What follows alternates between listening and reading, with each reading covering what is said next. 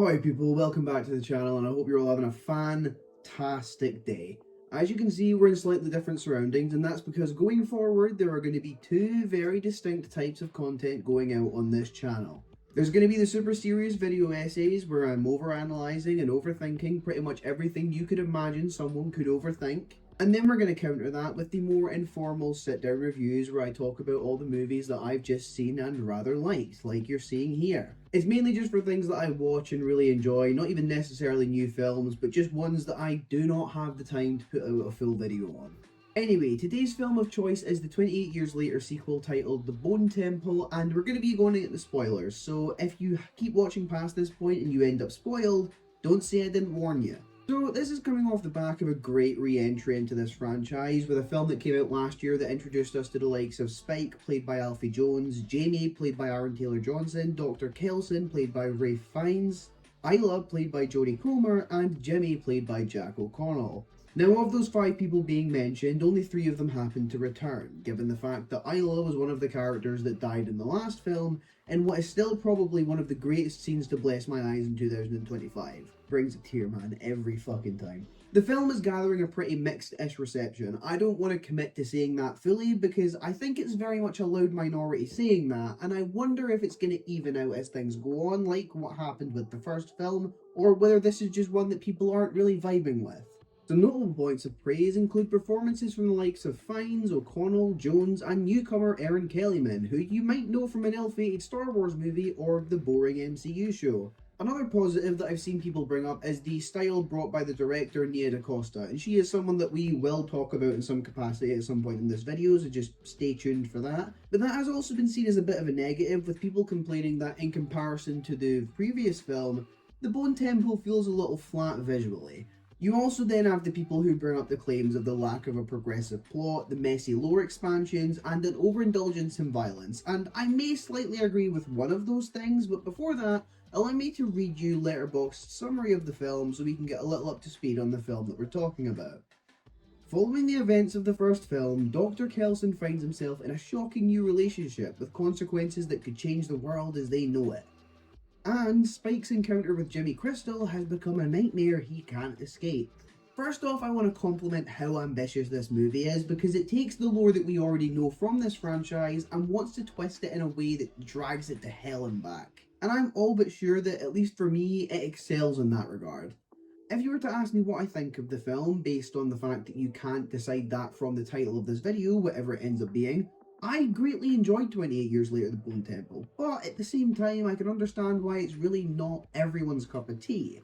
The previous film released and caused a bit of a ruckus for people who felt it strayed a little too far from the lore of the original 2 films, and it didn't have that 28 feel. For those people, I think this movie is going to be a straight up fucking nightmare because it goes 10 times harder in the opposite direction. It is wildly different from a film that came before that was equally wildly different in its own way, and I think that for me personally, that is a strength, but I can understand again why it would cause a lot of people to clock out. And I think a large part of that comes from the direction from Nia DaCosta, who brings such a flair and energy to this thing. For those who don't remember, Nia DaCosta was someone who people were very quick to jump on during the release of her film The Marvels. But if you ask me, this film all but proves who was in the wrong in that situation, because this film fucking slaps. Nia DaCosta honestly directs the absolute shit out of this thing.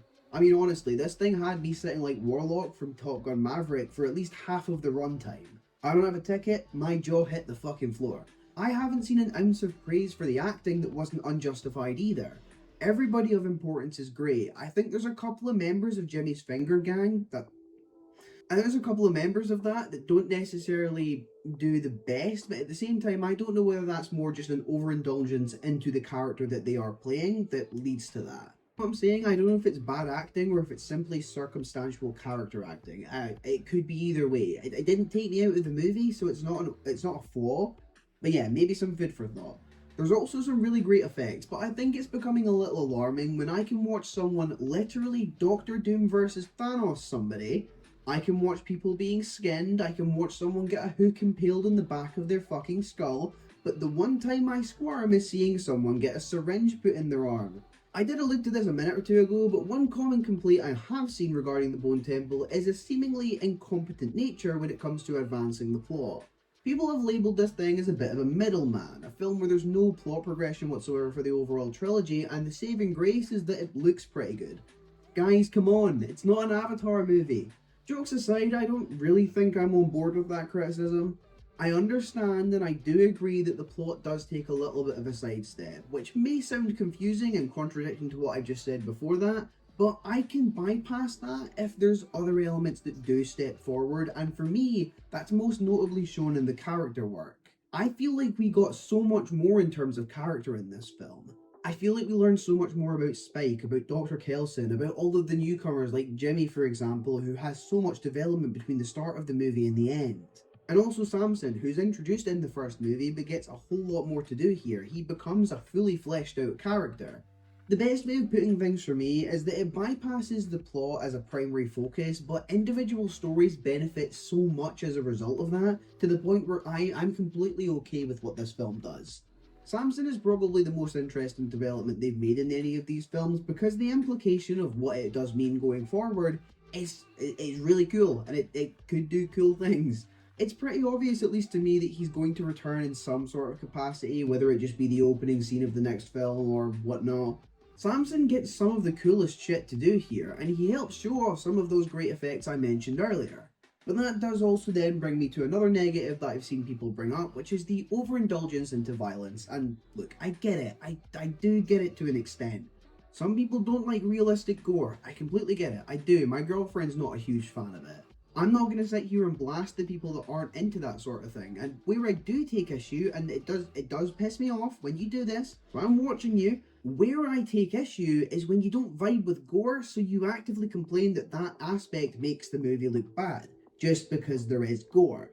To reconfirm quickly, not liking gore and not being into the movie as a result of that, completely fine, got no issue with it, power to you, respect to you.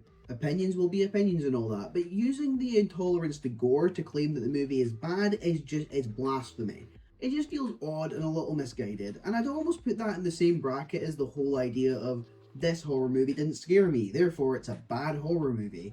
People will shit on horror and proclaim movie bad because it didn't scare them, as if it isn't one of the most multifaceted genres out there. People have different tolerances, people like things differently, who cares? Just label your criticisms and your limits accordingly, because then the line blurs and it creates a whole mess for everyone. For example, I could rate Saw 2 a lot lower due to the fact that someone gets chucked in a pit full of needles, but I don't, because I understand that that's just something I'm not personally into. I rate it low because I think it's a pretty bad movie otherwise. There is a lot to love about this film, if not for the fact that they brought back the iconic theme from the first two films in the franchise, then maybe for the fact that Cillian fucking Murphy is back. If not those, why not the insane needle drops that fuel this thing? I don't think I'm exaggerating when I say that the final needle drop in this film is probably the one to end all needle drops. Prior to seeing this film, one of the words that I'd seen people latch onto it in their tweets about it was metal, and I didn't really understand it at the time, but God knows I do now. The entire sequence of Ralph Fiennes impersonating the devil and doing an entire vocal performance from Iron Maiden was genuinely insane. It's insane in the best way. Seriously, Nia DaCosta did a fucking great job on this. Charisma is something this movie has in spades. The energy and the passion behind so much of what's being done here creates such an engaging experience that I loved from start to finish, even if I wasn't necessarily on board with everything that was being done. However, like I've established and like we're okay with on this channel, people don't always share the same viewpoints, and while looking for different perspectives, I ended up coming across a review from pluggedin.com that's written from the perspective of a Christian, analysing the film for its less than favourable take on religion, framing its conflict as Satanism versus atheism. So I did read through the review, and I'm not going to harp on anything or mock anything because that's not what I do, and again, I understand why people would have different or, opposing, clashing views on this thing, but what I do want to do is highlight the ending of the review because while I don't necessarily think they intended to do it, they actually summarise pretty well what this film is. So let me read that for you now. Faith, this film seems to say, won't save you. Faith is corrupt, it intimates. And even though you can use faith to stop the bad guys, it still won't save humanity. Rather, Bone Temple seems to suggest that scientific progress and good moral understanding are the keys to saving the world. God doesn't care about us, one character says, and that seems to be the completely incorrect through line of Bone Temple.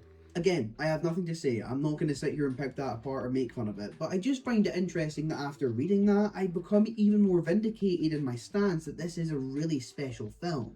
That being said, I do think it's important to say that in comparison, I think it pales to the first film. By first film, I do mean first film in this trilogy, being 28 years later. That was a show-stopping, beautifully written film. So many people were caught off guard with the direction it took, and it definitely worked for me. The ending of the film is fucking heartbreaking too. That scene with Spike climbing the skull tree, giving context to that one badass poster we got, was insanely fulfilling, with him at the top beside his mum watching the sunset one last time. That little bit where he sets it down and hits us with the "love you mum," God, I'm getting a little weepy just thinking about it again, is a beautiful, beautiful movie, and I went into this one knowing that it could be as good as it wanted to, but it was going to have a skull-adorned mountain to climb to reach the heights of the first film in this trilogy.